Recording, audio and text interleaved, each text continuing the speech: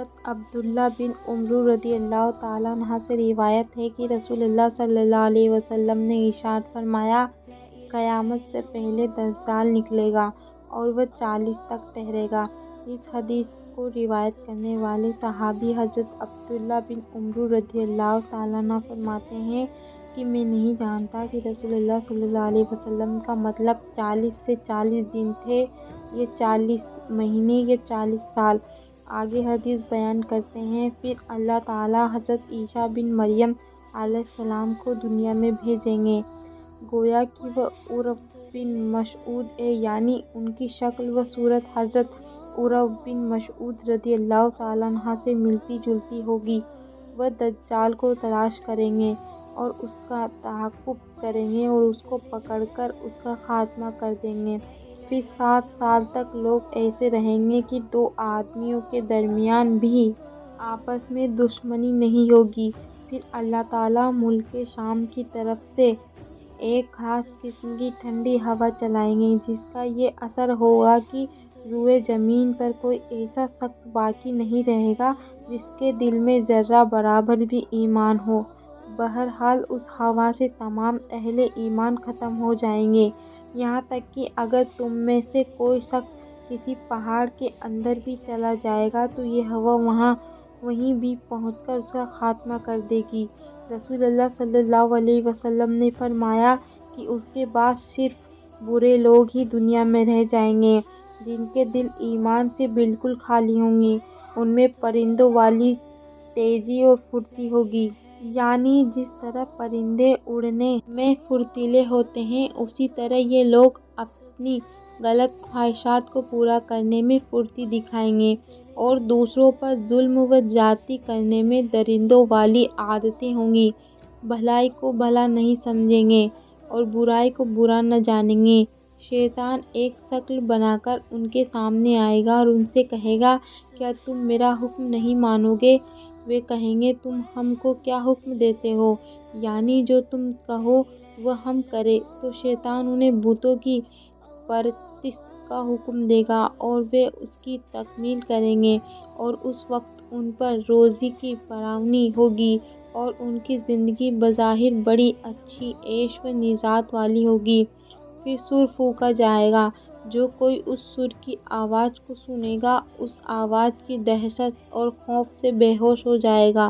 اور اس کی وجہ سے اس کا سر جسم پر سیدھا قائم نہ رہ سکے گا، بلکہ اس کی گردن ادھر ادھر ڈھلک جائے گی۔ سب سے پہلے جو شخص سور کی آواز سنے گا اور جس پر سب سے پہلے اس کا اثر پڑے گا، وہ ایک آدمی ہوگا جو اپنے اونٹ کے ہوج کو مٹی سے درست کر رہا ہوگا۔ وہ بے ہوش اور بے جان ہو کر گر جائے گا، یعنی مر جائے گا، اور دوسرے سب لوگ بھی اسی طرح بے جان ہو کر گر جائیں گے۔ پھر اللہ تعالیٰ ہلکی سی بارش فرمائیں گے، ایسے جیسے کہ شبنم۔ اس کے اثر سے انسانوں کے جسموں میں جان پڑ جائے گی۔ پھر دوسری مرتبہ سور پھونکا جائے گا تو ایک دم سب کے سب کھڑے ہو جائیں گے اور چاروں طرف دیکھنے لگیں گے۔ پھر کہا جائے گا کہ لوگو، اپنے رب کی طرف چلو، اور فرشتوں کو حکم ہوگا کہ انہیں حساب کے میدان میں کھڑا کرو، کیونکہ ان سے پوچھ تاچھ ہوگی اور ان کے اعمال کا حساب کتاب ہوگا۔ پھر حکم ہوگا کہ ان میں سے دوزخیوں کی گروہ کو نکالو۔ عرض کیا جائے گا کہ کتنے میں سے کتنے؟ حکم ہوگا کہ ہر 1000 میں سے 999۔ رسول اللہ صلی اللہ علیہ وسلم نے ارشاد فرمایا کہ یہ وہ دن ہوگا جو بچوں کو بوڑھا کر دے گا، یعنی اس روز کی سختی اور لمبائی کا تقاضا یہی ہوگا کہ وہ بچوں کو بوڑھا کر دے، اگرچہ حقیقت میں بچے بوڑھے نہ ہوں۔ اور یہی وہ دن ہوگا جس میں پنڈلی کھولی جائے گی، یعنی جس دن اللہ تعالیٰ خاص قسم کا ظہور فرمائیں گے۔ صحابہ کرام رضی اللہ تعالیٰ عنہ نے سنا کہ 1000 میں سے 999 جہنم میں جائیں گے، تو اس بات سے وہ اتنے پریشان ہوئے کہ چہروں کے رنگ بدل گئے۔ اس پر آپ صلی اللہ علیہ وسلم نے ارشاد فرمایا، بات یہ ہے کہ 999 جو جہنم میں جائیں گے وہ یاجوج ماجوج اور ان کی طرح کفار و مشرکین میں سے ہوں گے۔ اور 1000 میں سے ایک جو جنت میں جائے گا وہ تم میں سے اور تمہارا طریقہ اختیار کرنے والوں میں سے ہوگا۔ حضرت ابو سعید رضی اللہ تعالیٰ عنہ سے روایت ہے کہ رسول اللہ صلی اللہ علیہ وسلم نے ارشاد فرمایا، میں کیسے خوش اور چین سے رہ سکتا ہوں حالانکہ سور والے فرشتے نے سور کو منہ میں لے لیا ہے اور اس نے کان لگا رکھا ہے کہ کب اس کو سور کے پھونک دینے کا حکم ہو اور وہ پھونک دے۔ صحابہ رضی اللہ تعالیٰ عنہ نے اس بات کو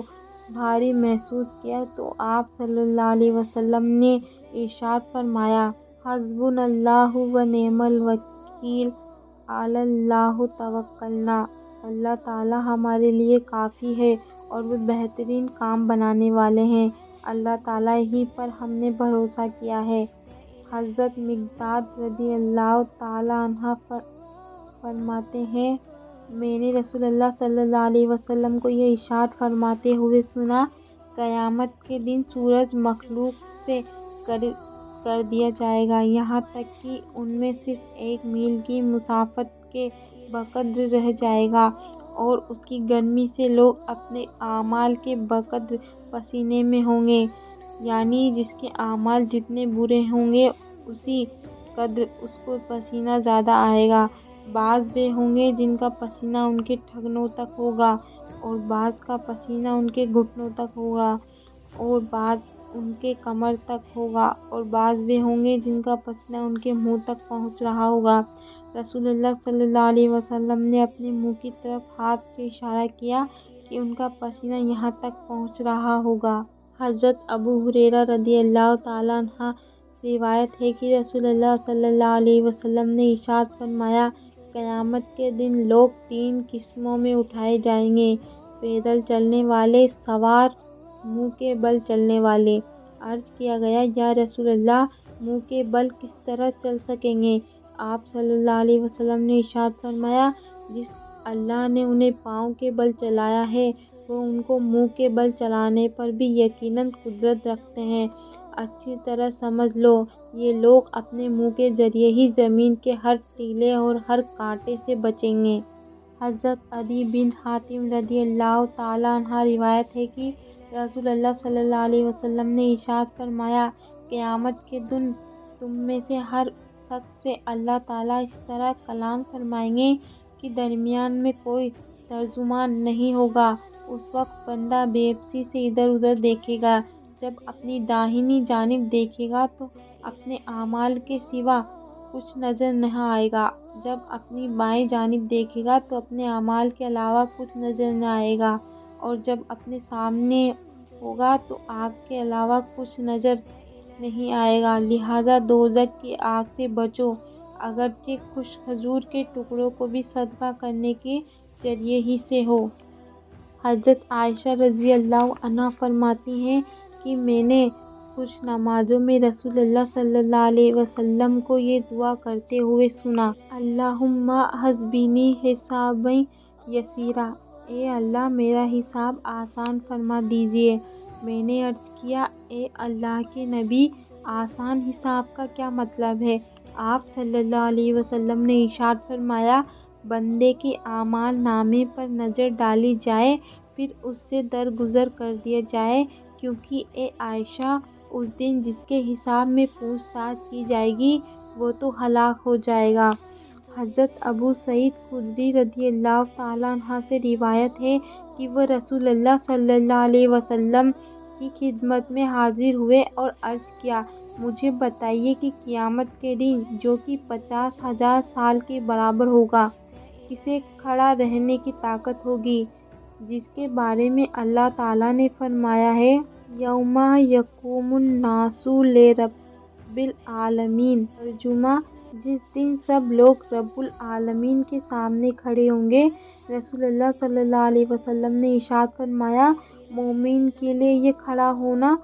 اتنا آسان کر دیا جائے گا کہ وہ دن اس کے لیے فرض نماز کی ادائیگی کے بقدر رہ جائے گا۔ حضرت عوف بن مالک اشجعی رضی اللہ تعالیٰ عنہ سے روایت ہے کہ رسول اللہ صلی اللہ علیہ وسلم نے ارشاد فرمایا، اللہ تعالیٰ کی طرف سے ایک فرشتہ میرے پاس آیا اور اس نے مجھے اللہ تعالیٰ کی طرف سے دو باتوں میں سے ایک کا اختیار دیا، یا تو اللہ تعالیٰ میری آدھی امت کو جنت میں داخل فرما دے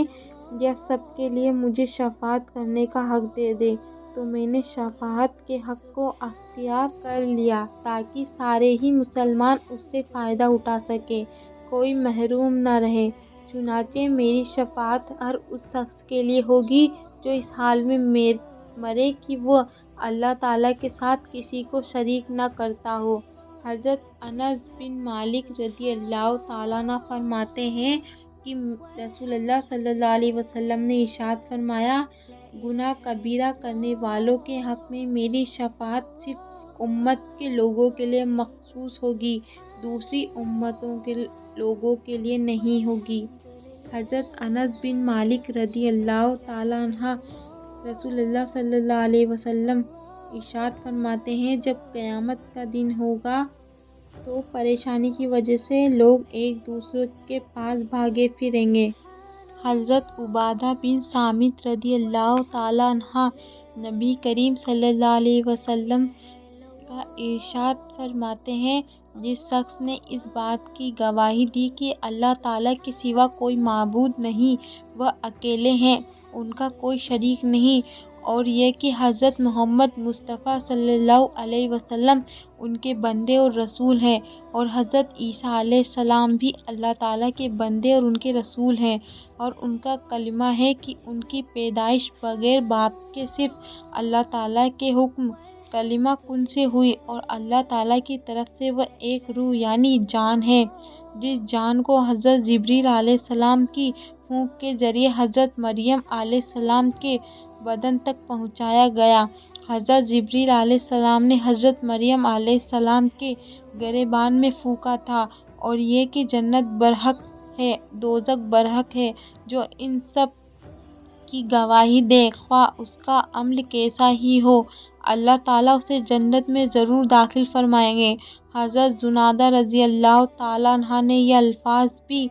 نقل کیے ہیں، وہ جنت کے 8 دروازوں میں سے جس سے چاہے داخل ہو جائے۔ حضرت ابو ہریرہ رضی اللہ تعالیٰ عنہ سے روایت ہے کہ رسول اللہ صلی اللہ علیہ وسلم نے حدیث قدسی بیان کرتے ہوئے ارشاد فرمایا، میں نے اپنے نیک بندوں کے لیے ایسی نعمتیں تیار کر رکھی ہیں جن کو نہ کسی آنکھ نے دیکھا، نہ کسی کان نے سنا، اور نہ کسی انسان کے دل میں کبھی اس کا خیال گزرا۔ اگر تم چاہو تو قرآن کی یہ آیت پڑھو، فَلَا تَعْلَمُ نَفْسٌ مَا أُخْفِيَ لَهُم مِّن قُرَّةِ أَعْیُنٍ۔ ترجمہ، کوئی آدمی بھی ان نعمتوں کو نہیں جانتا جو ان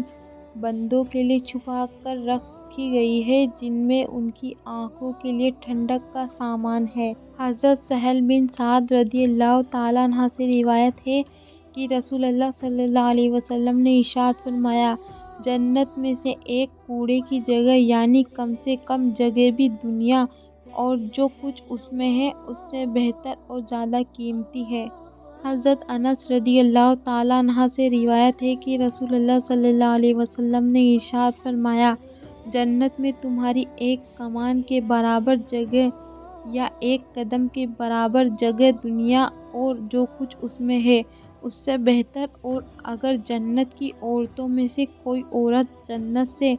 زمین کی طرف جھانکے تو جنت سے لے کر زمین تک کی جگہ کو روشن کر دے اور خوشبو سے بھر دے، اور اس کا دوپٹہ بھی دنیا اور دنیا میں سے جو کچھ ہے اس سے بہتر ہے۔